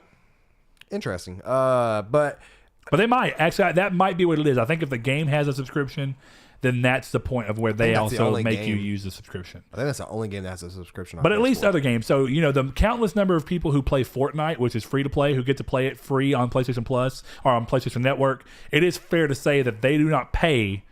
So it's not necessarily fair for them to say, or for anybody, I don't know if this is where you're going, just throwing it out there, that they should expect, because they pay, for the service to be that much better. No, but they should still expect a system that they're getting on to work as often as possible. They should expect consistency, which late last year, PlayStation Plus was not. There was maybe 4 major down and / outages within 2 or 3 months, and they always seem to affect me, which was the most infuriating part. And it was odd. I noticed that you'd say that a lot. Yeah, it was always happening. Like the one time that I was really upset about it, it was on a weekend that I was off, and we had recorded on a Saturday, and this was a Sunday, and I was trying to play Rainbow Six Siege, and I couldn't play it at all. Like I couldn't even go to Terrorist Hunt because it's with an online only game. Yeah, and now just to add to that, what I thought was very interesting is on top of that, not only have you had PSN things that have given you problems that were specifically PSN. Just me though. It's just not me. Oh, I know. Okay, because I'm just throwing it out there that for some reason they weren't always affecting me, even though they were affecting weird pockets of groups. But not only have you had problems where PSN was not working for you, and it was specifically PSN, and it was working for me, and and for a big group of people as well. There's also plenty of times, funnily enough, where you say that you have internet problems and internet outages that have nothing to do completely separate of PlayStation Network, and I don't. But then last night I had internet problems and you didn't. I actually brought that up to Kiki and them because I was like, you know what? I was like, every now and then my router just craps the bed. And I didn't even do anything. I didn't unplug mine or anything. I just went to bed, woke up, and it worked. Yep, that's exactly, and that's internet service. But typically what I do is that you can go to downdetector.com and you can look on there and see if it is correctly up or not. That's the first thing I do. The second thing I do is go check Reddit because I know there's already a thread, and then maybe there's info within that thread on why it's down. But there was a price increase last year. There was multiple outages. That if you compare the amount of Xbox outages to PlayStation, it's like 10-1 easily. And now that they have removed 4 games, I think that there should be better bonuses. Now, what those bonuses are, I can't say because no matter what you really want to pick, like maybe an extra PS4 game would be the common thing to go to because I would think a PS VR title would be cool. But not everybody has PSVR, so they don't immediately benefit from it. Sure. But what I was thinking was if it would be cool, because when you think about it, you would value these games at like, I would say $30 total for both of them, right? Like Witness has been on sale multiple times, and I think its base price is $10 now, but it might be $20. And I think the same goes for Modern Warfare Warfare Remastered. Launched at a base price of $40. It did because I bought it at launch. So I can imagine its base price being $20 now, and it probably goes on sale often enough for you to be able to nag it at 15 to 10 or snag it. And the same goes for Modern Warfare Remastered. I've seen that on sale a few times. It's kind of rare on that one, but it's still it's an older multiplayer game. So good news. It is and it isn't, right? It's weird because it is older. Even now, it's 2 years old from its initial launch. Technically, well, this year would be 3, yeah. But it's close enough back in November, October when it launched, so it'd be 2. Yeah, because it came originally coupled. And now that's kind of the weird thing. How do you want to call that? Because originally it was coupled with Infinite Warfare, and that was the only way you can get it. Well, and then it took them almost a year later to release it as a standalone title. They never said they would. Yeah, so that's a big issue there. But that's the interesting part of that is just how old is it as a standalone title? Yeah, that's the interesting about part. A year old as a standalone title, and I think it only costs $40 from there too. Like as a standalone, it might have cost $30. Maybe I don't know, but I'm with you. But also it is Call of Duty, and it is a highly revered series. So I do think it is a good move. So what are the PS4 games for this month right now besides Hitman? It's Hitman and what else? Hitman and For Honor. For Honor. And technically cross-buy titles of other ones. I just don't remember where they are. That doesn't. I'm kind of thinking of this month moving outward because you would not pay the retail price for those games anymore. For Honor base game is almost never expensive. Yeah. Hitman is I think $30 retail. So we're seeing this trend of... Well, actually, Ubisoft are really bad. Just to go towards your point real quick, Ubisoft is really bad about keeping games at retarded prices. And I mean, realistically, when you think about that, you have we talked about it before, The Division. Yeah. The Division was a game that we were able to go literally pick up used for a fifth of the cost. $8. Okay, let's just say that a third, because let's just round it up to 20, right? It did not cost $20. It cost it was $8.99. I can't remember. We paid so little for it. It was $7.99 or $8.99. It was at least less than 15, and I know that much. Yeah. That's all that matters. And then at the same time, it was $50 on the store. Exactly. Yeah. So that's my point. They have a precedent of going ridiculous in terms of the disparaging between. Now that was used. To be fair, there's no way to counter that. No. But I think even new, if you bought it new, if they still had a new one of the original, I think it was 40 or something like that. No, I think used it was $49.99. I think new is $54.99. There's a $5 price difference between that and a new game, like a new game, like a new release. Okay, I mean, I think you just confused that there because you said a used version and a new version, but I think you mean like new. It just dropped down to what it would have looked like as a used title. Pretty much a new used title, yeah. Yeah, like if you see Red Dead sit on the shelf a week after launch, it's $54.99 typically. Yeah. So I bought For Honor when it was on sale for $9.99. Okay. The base game. Yeah. Which happens often. That is true. That game is on sale a lot. Publisher sales happen, and Ubisoft has them quite often. Always, yeah. That's why I'll never pick up Assassin's Creed for full price, because I know that if I just wait a year, I'll get it for less than half. But yeah, I got it for $27 a month after it came out. There you go. And just never at launch. Yeah, and you can still buy brand new Origins for $60. Yeah. So like they're really bad about pricing. It's ridiculous. So right now you can see that you're averaging things out at around $40 a month, and that was this is last month, and then roughly around the same for this coming month, if not a little bit more. But my whole thing is that they just had a price hike, and not a good one either. I mean, to be fair, it put them on par with Xbox. It put them on par with Xbox. That's true. Yeah. You still got Xbox up more for most people. What do you mean?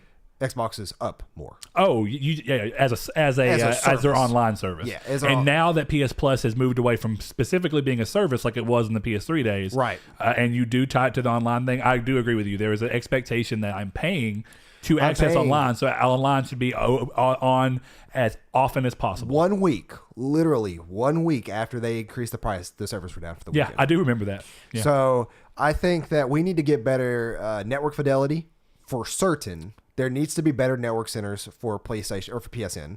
I think that the quality of the games that we should be getting, if we're only going to get 2, should be higher.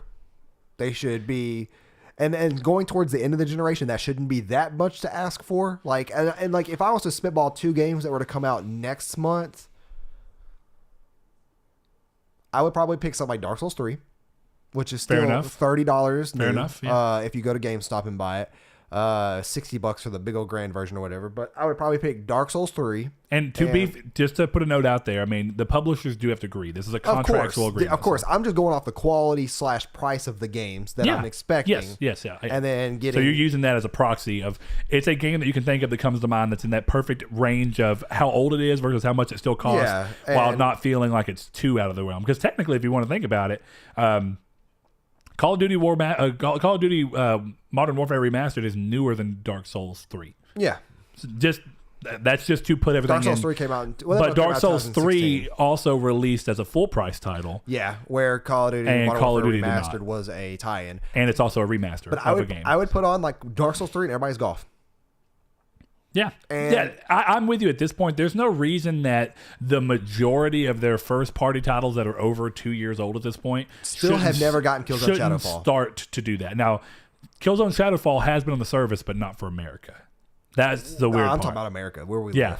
Oh, I know, but I find that interesting because they've done away. Do you remember there was it wasn't that long ago. There was a time period about a year and a half ago where PS Plus was different in every territory, and they've changed that for the most part. There's weird exceptions where it seems like one game will change in Europe just because probably contractual agreement has to happen that way. Well, and what was it that we got? We got Abzu and they got Journey or something? I think they got Abzu and we got something entirely different. I can't remember what it was, but yeah. I literally saw, and I don't know if this is the same price, but the last time I was in GameStop, and it's been a while, it's been like probably 2 months. Yeah. Since I've been inside of a GameStop. I can't remember what the last game I bought was, but Killzone Shadowfall on GameStop right now is $7.99. I saw it at GameStop for $3.99. Yeah. Or no, $2.99. It's $3. Yeah, it rolls through. Very, very similar to the Order. The Order kind of will bounce down be on there. Yeah, I think the Order is a perfect game for it. Yeah. Honestly, like give it. But okay, here's what I will say. I'm with you on 2 things. I think that it should probably go to 3 games at this point, if it's going to, and then fill the 3rd game occasionally with games that are maybe a lesser quality, that's a weird small indie game that doesn't cost as much and the expectations set differently, and then sometimes let that also be where you get 2 big games and then you throw in one of your first party games that's old at this point, like Knack, which we got Knack finally, to be fair. Killzone, I don't know if it'll ever hit America because of the fact that they've kind of homogenized PS Plus, and since it's already been in another territory, I don't know if we'll ever get it because it'll technically Gorilla be come from Cambridge. That's Germany. Okay, no, it's not Cambridge then. No, Cambridge was originally the Cambridge branch of that's what it I can't remember what they actually used to be called. Yeah, but anyways, what I have a pretty cool solution to this. Obviously, I don't work with Sony. I don't have a business degree. This is all like up to what I would if I could pick something that's sensible. Here's what you do: you get 2 games a month. And you get them something similar to here, where we would get a game that's about 1.5 years, 2 years old, and then we get an indie title that's of quality, because The Witness is of quality. I'm not saying The Witness is a good game, isn't of quality. highly reviewed. You get a 3rd game, and you can pick, and it's a set of maybe 3 games, and one's a VR game. That would be interesting, but I don't know how contractually that would work. I mean, they just eventually you take those games and you recycle the pool. Now, here's what they could do instead to kind of fix that. And they've already done this once. the third game that's going to be included, right? They could always say, well, we're going to do 2 games that we decide completely, we work out with publisher and whatnot, but then we work with other publishers and we choose 3 games that could potentially, and they've done this before, where they go vote on games that you'd like to see the next month. That would be cool on too. there. And that's what they could do. Every month they had, at the beginning of the month, they go, polled game. next month, be like, hey, which one of these games, and already have them where they talk about what the agreement would be if they chose that game with each publisher, and then just let and that's how you could kind of include VR games. But Yeah. even then, I still think that the majority of people who would be voting would be VR would never win. I also like to say this. I think that they could also do the thing that they were already doing, which is sneak in games occasionally. Because there was times where we Like got Black Ops 3. 7 or 8 games a month instead of 6, and that's impressive. Oh, I think you're talking about just random free games. Like Well, Black Ops. yeah. But I mean, so Black Ops 3 was like that. They just dropped it in for a Right. month of its own period, and it didn't. It wasn't tied to the previous month in terms of it didn't stop being available the first Tuesday of the next month. It was a month from when they posted it it was down, and they gave it to us. But I mean, other times like when they gave us That's You game. Not saying that was a big game, but it was an entirely extra game. Yeah. It was a 7th game. Then they gave us Rigs one time for free, completely free, and that was there. They gave us like Starblood Arena one time completely for free or You something. know what they should do? I may be wrong on Starblood. It may have always been I've free. But never my seen point this. being Yeah. that they've given us a number of free titles, and a lot of them have been VR titles. So- so it's been a nice way for them to kind of just splurge out and say, thank you for the people that are PS Plus that have PSVR. This is a game that has probably run its course at this point. We're just going to throw it out there as a nice example. Or take the hit like they did with That's You. That happened as soon as that game came out, essentially. And Just like Rocket League. it was basically the idea of, in that case, it was like, we're Sony, we are trying this PlayLink thing out. One of the ways we're going to try it out is to get most people we can to try them out and see how they like it. We'll do so by giving a free game out. Yeah, and honestly, And I think that's a cool use of the service. Amazon Prime is such a good service because you can take benefits from Amazon and then you can apply them to other places. So what I like about Amazon Prime is that you can get HBO Go at a discounted price because of Amazon Prime. Okay. You get the Prime shipping. You get Amazon Video, which is a pretty good standalone service. It's something extra. If you're ordering stuff off of Amazon a lot, you get these little extra incentives that make it all worth it in the end. So I order off from Amazon a lot. I get... You keep a Prime membership, don't you? I keep a Prime membership. I don't let a Prime membership expire. So I order off Amazon fairly common, like maybe once or twice a month, if not more. And I found out that they have Prime Video. And I'm like, okay, this is kind of cool. This is going to give me a break from Netflix. If there's nothing on Netflix to watch, there's something over here. I'm sure to find something on. Yeah, switch over to Prime Video, see what's going on. Exactly. So on top of that, I have HBO Go, which instead of the $14.99 a month, I pay like $10.99 a month or something like that. I don't remember what the cost is, but it's a discounted cost because I'm doing it through Amazon Prime. Yeah, I got you. And when you look at Amazon Prime now, it's not just 2-day shipping or free Prime shipping. Well, I don't know if it's exactly 2 days now. I think it's even less on some packages. I got one package in 1 day from Prime. Yeah, but I think I get where you're going with this. They've expanded the service from when it came out. Service to so when you're thinking I'm not paying $100 a year for, I think it's $120 now a year for free shipping, but you get all this stuff. It all makes it worth it in the end because then there's also Showtime and whatever all of these older I say older, but and then you get Twitch Prime as well. They've found a way to bring it in. Yeah, you get a good package for what you pay. Yeah, now and so PSN right now doesn't really do that. And that's what I'm glad you say right now, because I do think it's fair to say that from the service's inception, which was in 2011, I want to say, when it was free, it wasn't free. Oh wait, yeah, never mind. I'm thinking about online back was free. When PS Plus was completely a service-based optional thing. Yes. Now, what it did give you was great at the time. It gave you automatic update, which is kind of cool, and nothing else did that. So you got automatic update, you got automatic uploading of your saves to the cloud. Yep. And nothing else was Which, doing that speaking of at the cloud, time. they did just give us 100 gigabytes of cloud. And I think that it's important that we at least mention that, because that is something. That's substantial. It's just something you storage. don't notice. It's there. Yeah. And it's an extra benefit that it's in the back of your mind. You notice it by never having to really worry in the same ways you did, even though you didn't have to. But now it's like an invisible thing, where used to there was this very easy to reach wall of cloud storage, and you'd have to actually go through and clear out cloud storage, or it would automatically do it. Yes.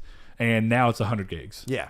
They literally so gave they increased 10 it by times 10. the amount of storage. And I think that's worth noting. But yeah, from the time of the thing its inception, where it did a lot of things that were entirely opt-in and they were a service-based thing, and they had great games because it was entirely all the money went towards this game service thing, right? Which was cool. But that's two things to me. I think, like you said, they've grown the service considerably since they've launched it. Even though it's mandatory now, at least on PlayStation 4. I'm actually glad they kept it service-based on PS3 and Vita. That was actually really cool of them and smart of them. Yeah. Because you don't want to do that to those systems. It's a lot easier to say, this is a new system. It leaves too much people in the past. Yeah, this is a new system, and we're only going to require it for this system for you to do. And then if you just still use the service on there, it's just it's an additive, completely bonus feature thing. So now, I think there's a couple things there with that. Like I say, the service has obviously expanded. When they brought in PS4, they immediately started doing 2 PS4 games. So on launch, you could get get 2 PS Plus games. I'm fairly positive it was 2. It may not have been, but one of them was a game that was made by the team behind Compulsion Games, and I can't remember the name of it off the top of my head right now. But the launch Contrast. of PS4. Yes, it was called Contrast, and you could get it on PS Plus. And this was at the launch of PS4. 2 of them? I don't know if it was 2. Okay, for I was like, sure, I know 1, but I think so. I don't think it was, because I don't even think it did. But either way, Vita very quickly got added in when they released the Vita. They immediately and then they dropped. They started saying, "Hey, 3 months ago, here's these Vita games." No, they dropped Vita just this month. I mean, That's right. This is the PS3 and Vita were the ones that all dropped off at the same time. So with that said, I think that there's two things. It would have been really nice for them to have made this first month without them a real showcase. Which they and I think to some people this might be. I don't know for sure.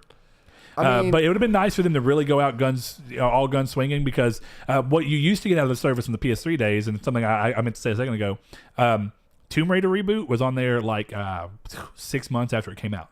It's impressive. Yeah. I mean, but and also Bloodborne still hasn't even been on there, has there?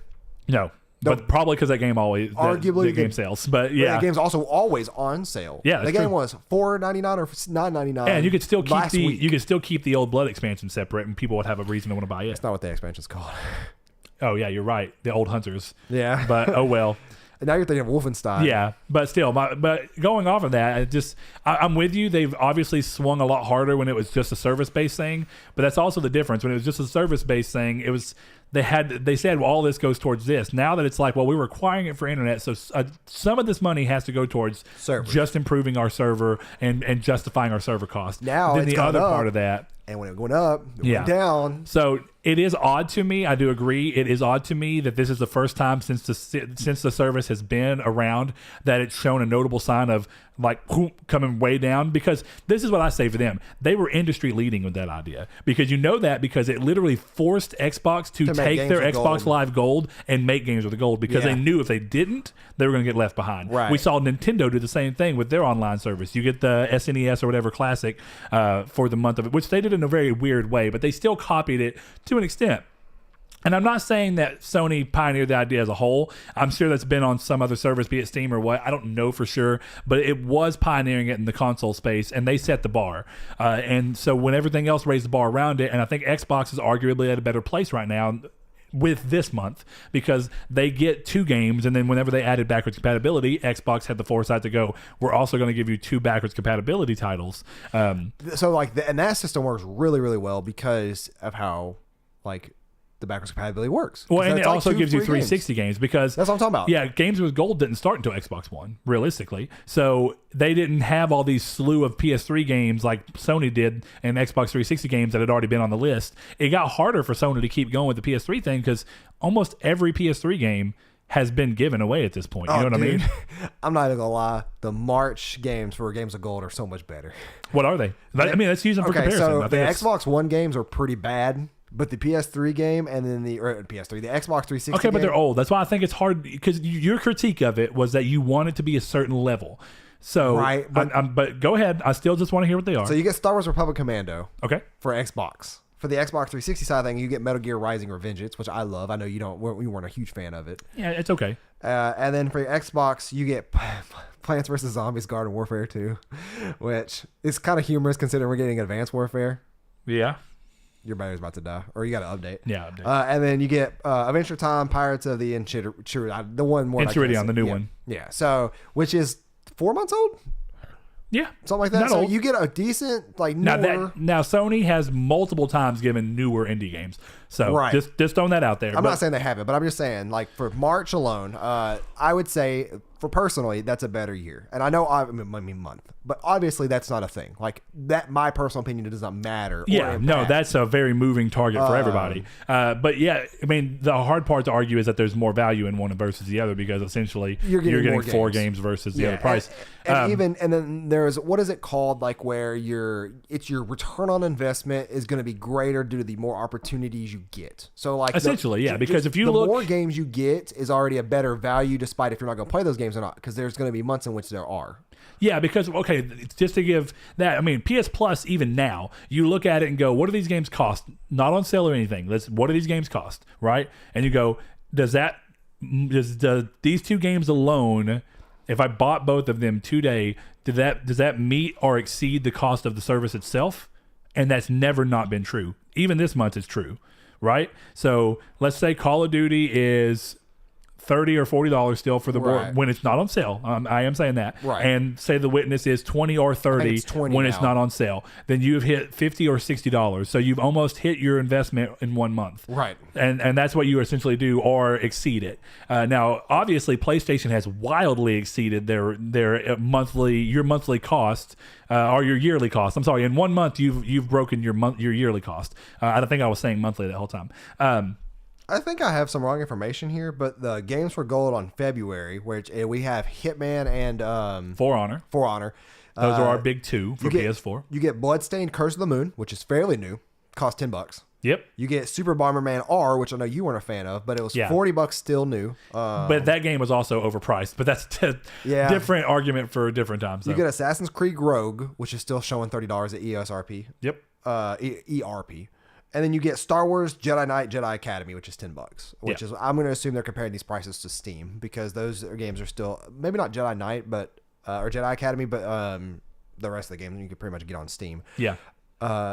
I don't know, Blood Moon's on there, but what I saw earlier said Celeste, and Celeste wasn't on that list, so I wasn't sure. But anyways, it depends. Like, obviously, it's gonna depend. If you have a PlayStation, there's not much, and not an Xbox, there's not much you can do. If you have an Xbox and you don't have a PlayStation, it's like there's not much you can do. If you have both, then that becomes a thing of like, which service do you prefer?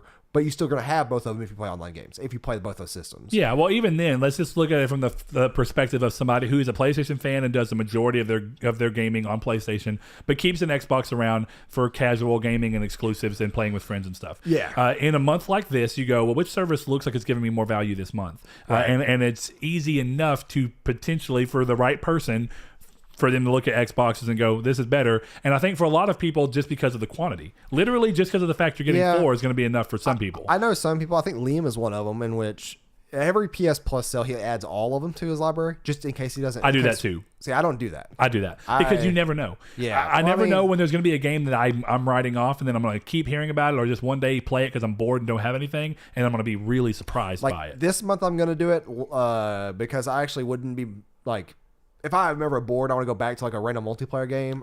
Modern Warfare is a solid game. Yeah.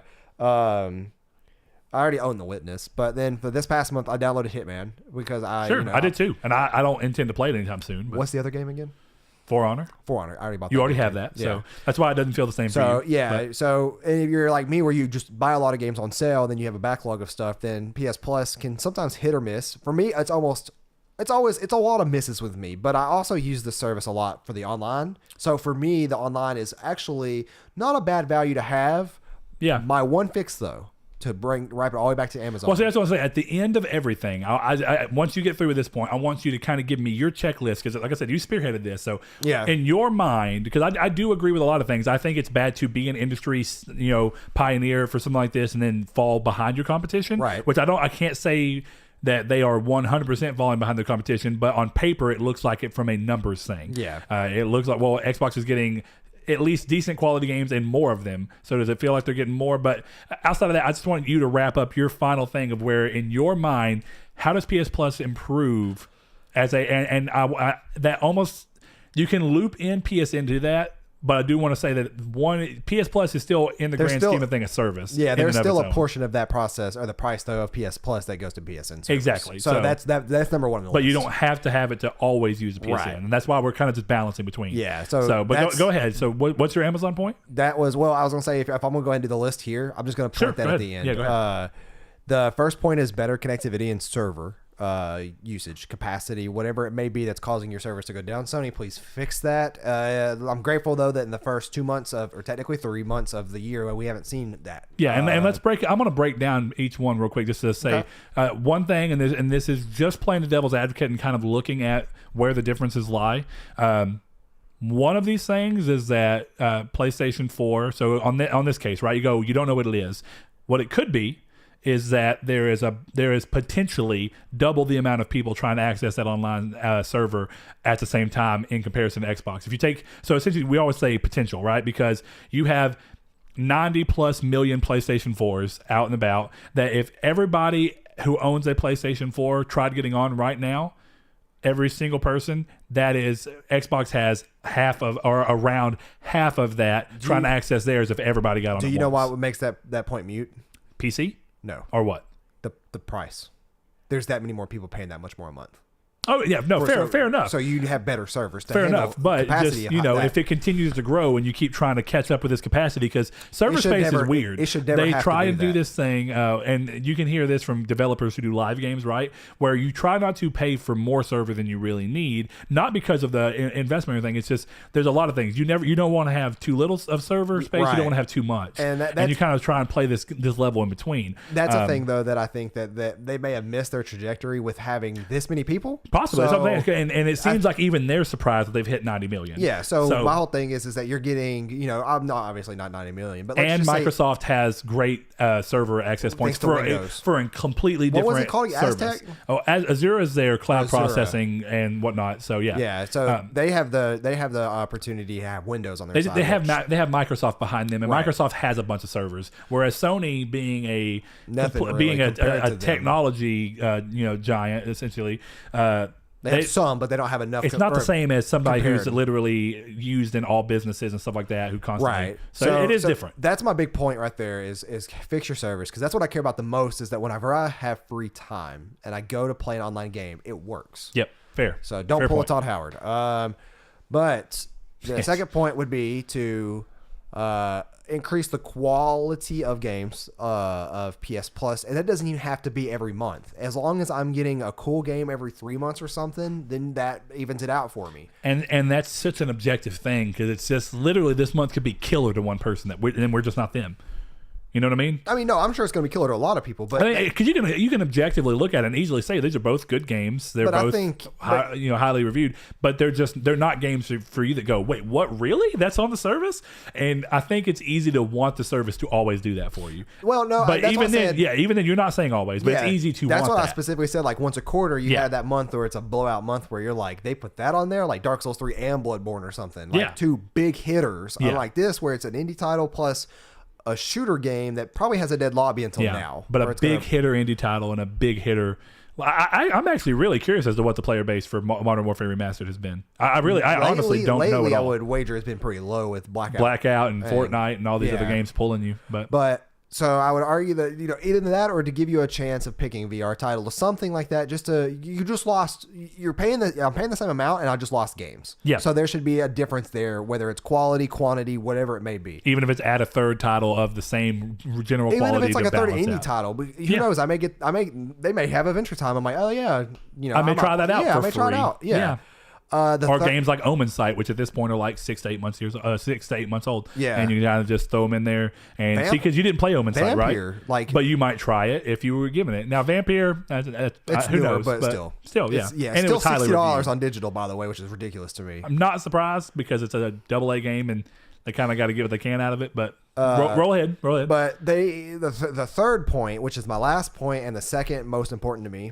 They already do such a good job for what you get at what does it equal out to now? If you buy a year, like $10 a month, or is it $12 a month for PS Plus? Yeah, it's $60 for a year. So I mean, it's less than $10 a month. That's true. And if you don't do that, it's what, $10 a month or $12 a month?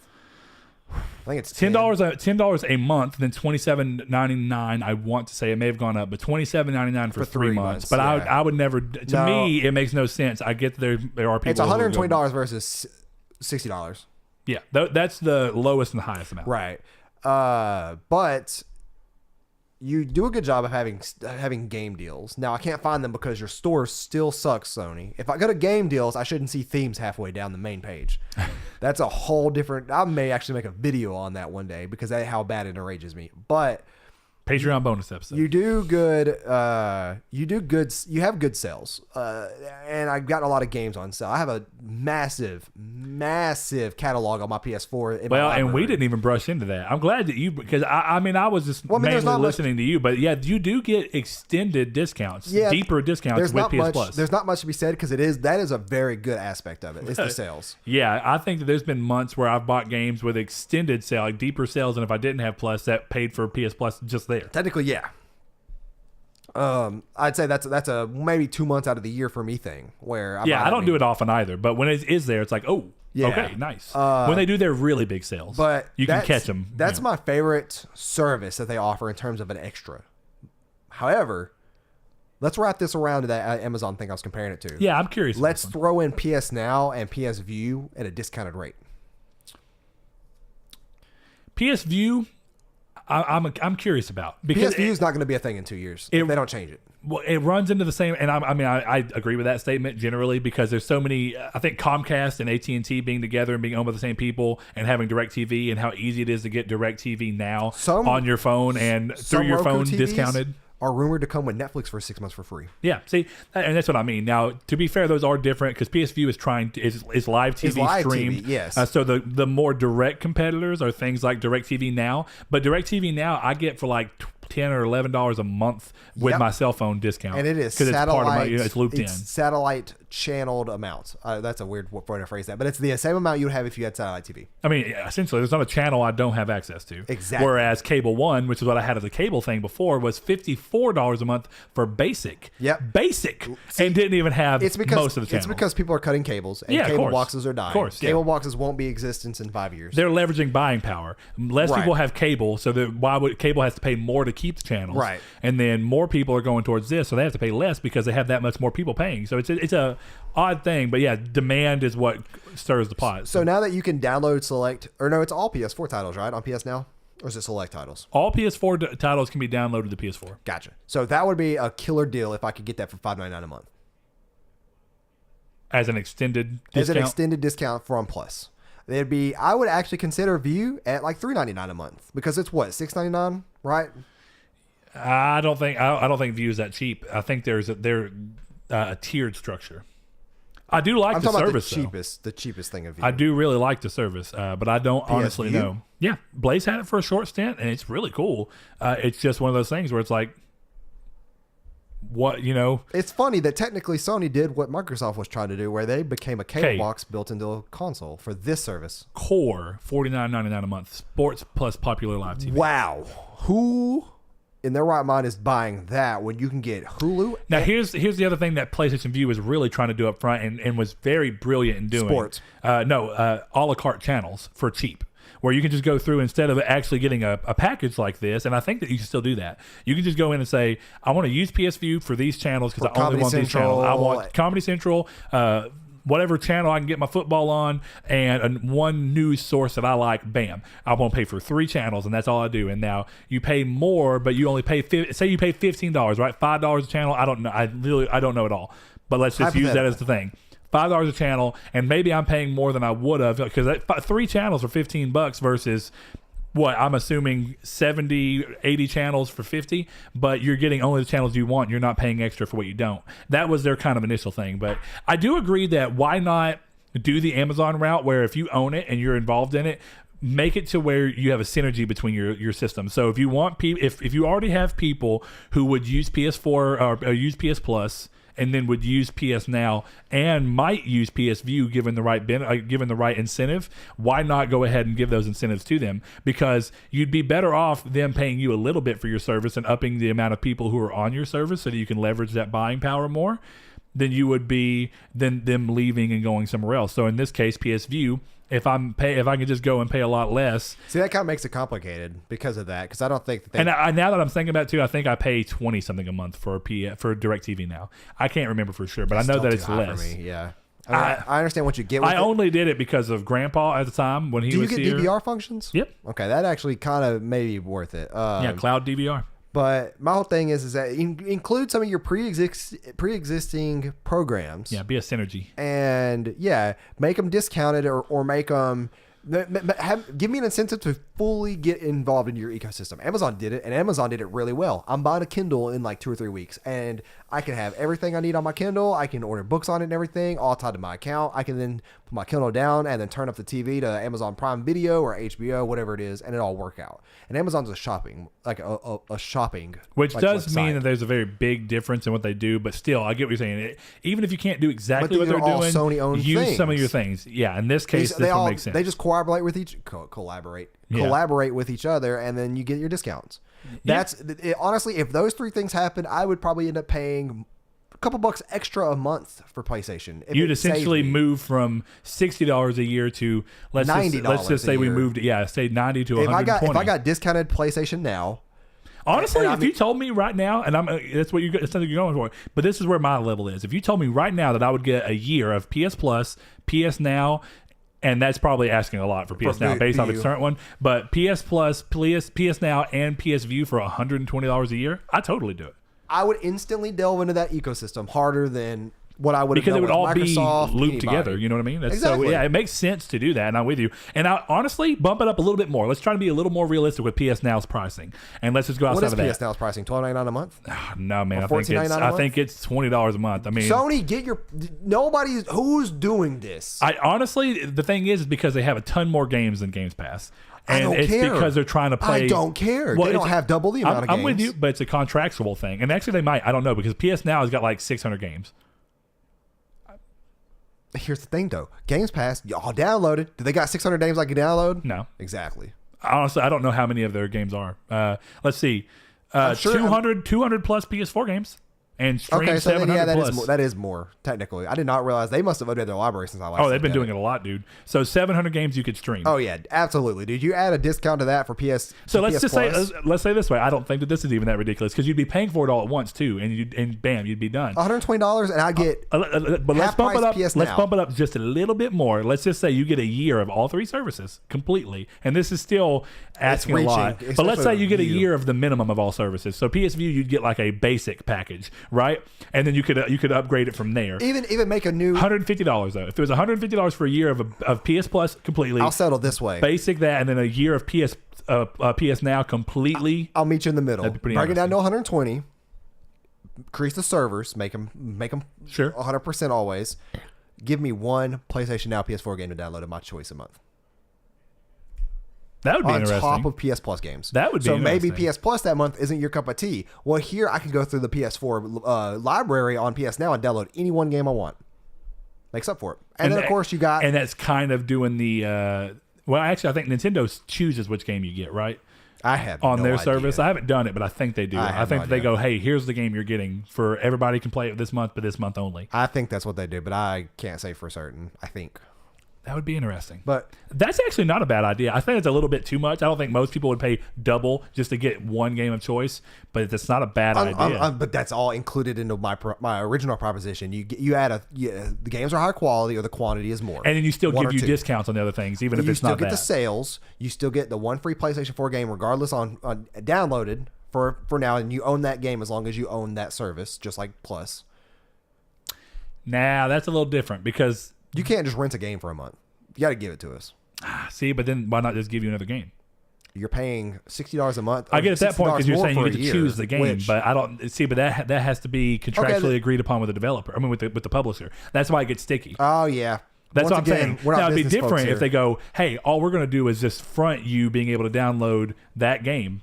All the ones that are already set up that way, where you just download and play it for the month and then it's over. Or it expires. Play it for the time that you have the service. Instead, they go, well, we're just going to pretend that we're covering your for one game, we're covering your rental for that month. Bam, whatever it is. That'd be cool too. I mean, honestly, the games that are on now, who plays those games longer than a month? And let's do it even more than that. Let's go to the logical extension of that. Why not, if they're already doing that, then why not go, you choose one PS4 game to download and play, or if there's no PS4 game that's striking your fancy, you can go ahead and choose one PS3 game to stream for the entire month if you want to.